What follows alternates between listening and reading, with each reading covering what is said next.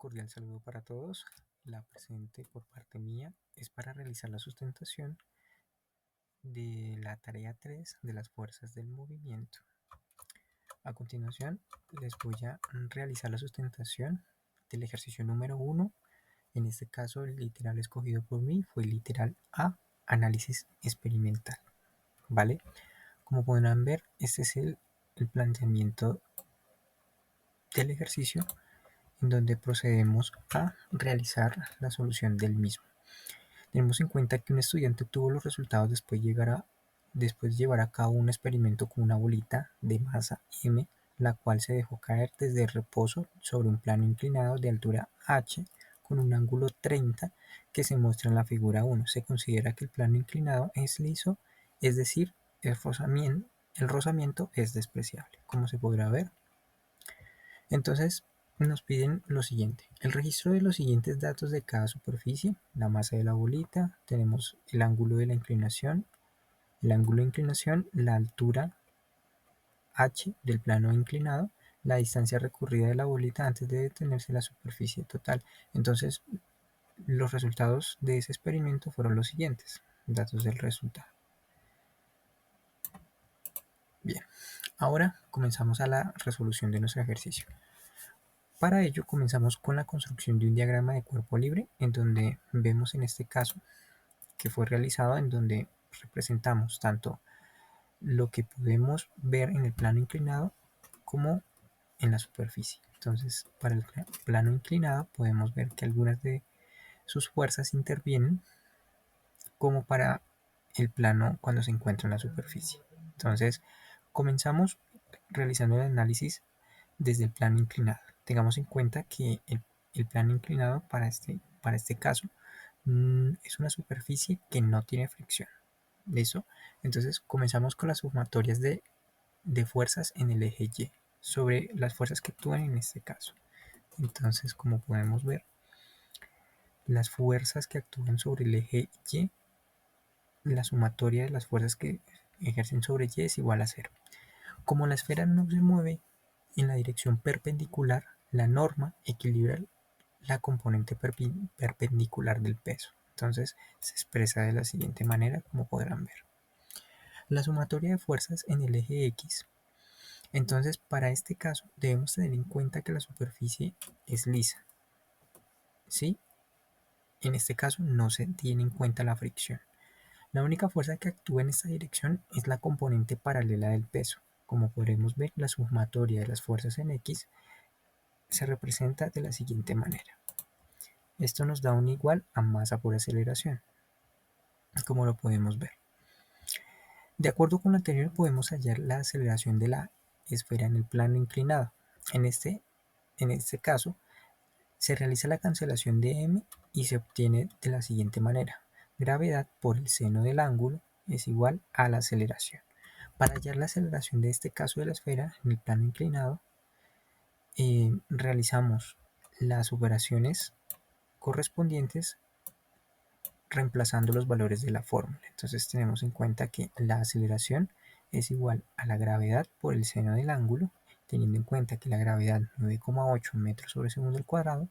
Realizamos las operaciones reemplazando los valores en la fórmula y tenemos que el resultado fue 4,9 metros sobre segundo cuadrado.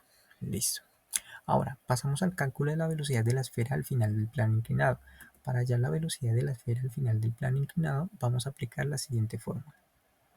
Velocidad al cuadrado es igual a velocidad inicial al cuadrado más 2 aceleración por distancia, en donde tenemos v es la velocidad final, que es la que necesitamos hallar, v sub 0, que es la velocidad inicial, en este caso es 0 porque pues está parte del reposo, y tenemos a, que es la aceleración a lo largo del plano, y por último tenemos a d, que representa la distancia recorrida sobre el plano inclinado. ¿Listo?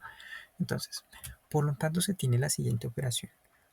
Reemplazamos los valores y también debemos tener en cuenta que b sub 0 es igual a 0.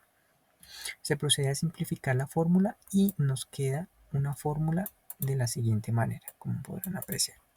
Por medio del análisis podemos identificar que la distancia sobre el plano, en este caso d, que es la distancia, se pudo deducir por medio de entidades trigonométricas. Entonces quedan de esta manera. Sabemos que el seno del ángulo va a ser igual a la altura sobre la distancia, en donde la distancia es igual a la altura sobre el seno del ángulo. Realizamos esta pequeña operación y tenemos como resultado 1,6 metros. Por lo tanto, vamos a usar, ya que conocemos este valor de aquí, vamos a utilizarlo para reemplazar los valores de la fórmula como teníamos aquí. ¿Ok? Entonces, teniendo en cuenta esta fórmula, realizamos el reemplazo de los valores que ya tenemos y para ello nos damos de cuenta que el resultado es 3,96 metros sobre segundo. Entonces, ¿qué nos quiere decir esto? Dado como el resultado que la velocidad de la esfera cuando llega a a la parte baja del plano inclinado es de 3,96 metros sobre segundo, justo cuando empieza a moverse por la superficie horizontal. Vemos aquí el cálculo sobre cada superficie. Entonces pasamos a calcular teniendo en cuenta las tres superficies. Entonces, teniendo en cuenta el análisis del diagrama de cuerpo libre horizontal, tenemos que la norma es igual a la masa y la fricción es igual a μk por la masa y tenemos la aceleración es igual a menos μk por la gravedad. Entonces, utilizando una fórmula de cinemática y teniendo en cuenta que la velocidad es igual a cero, cuando se detiene, podemos determinar de la siguiente fórmula. Pasamos de utilizar esta fórmula a obtener esta fórmula de aquí. Entonces, teniendo en cuenta que la velocidad es igual a cero, entonces velocidad inicial al cuadrado menos 2 por μk por la gravedad x, que en este caso es la distancia, va a ser igual a μk, va a ser igual a velocidad inicial al cuadrado sobre 2 por gravedad por la distancia. Esta fórmula es la que vamos a utilizar para hacer el cálculo de las tres superficies. Entonces, para el caso de la velocidad inicial, que ya la habíamos sacado anteriormente, que fue de 3,96 metros sobre segundo, lo vamos a utilizar en todos los casos para el cálculo de la μk de cada superficie. Entonces tenemos superficie 1, superficie 2, superficie 3. Realizamos las operaciones correspondientes teniendo en cuenta estos cálculos y tenemos como resultado que para cada superficie, en el caso de la superficie 1 fue de 0,89, para la superficie 2 fue 0,67 y para la superficie 3 0,53. Relacionamos estos resultados en la tabla para cada superficie, como podrán ver, superficie, metros y el cálculo de la μk. Perfecto. Lo siguiente es pasar a la resolución de las preguntas propuestas.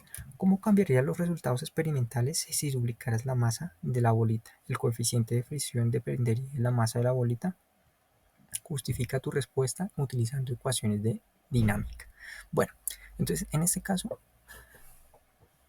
vemos que los resultados no cambiarían, ya que se puede evidenciar que por medio del análisis de la ecuación para el coeficiente de fricción, que es el que usamos anteriormente, en la fórmula no aparece la masa porque al aplicar la segunda ley de Newton la masa se cancela en la superficie horizontal.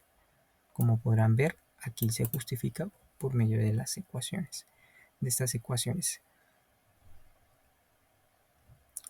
Después tenemos que tener en cuenta que para este caso, como la masa se cancela a ambos lados, el coeficiente de fricción no depende de la masa.